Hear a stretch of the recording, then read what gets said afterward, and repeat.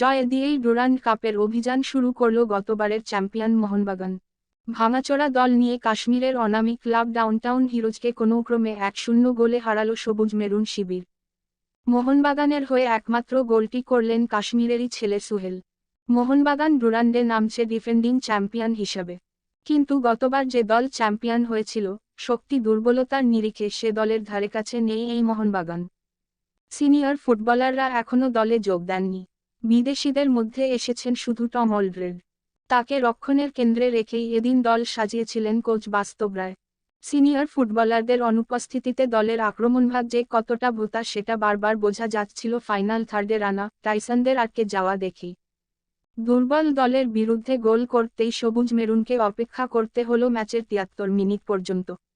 ডান দিক থেকে বাড়ানো বলে পা ছুঁয়ে জালে জোড়ালেন সুহেল। সেটিই ম্যাচের একমাত্র গোল। পারফরম্যান্স যাই হোক, ভাঙাচোরা দল নিয়ে ডুরান্ডের প্রথম ম্যাচে যে জয় এসেছে সেটাই স্বস্তি দেবে সবুজ মেরুন শিবিরকে। ভাঙাচোরা দল নিয়ে কাশ্মীরের অনামী ক্লাব ডাউনটাউন হিরোজকে কোনোক্রমে 1-0 গোলে হারালো সবুজ মেরুন শিবির।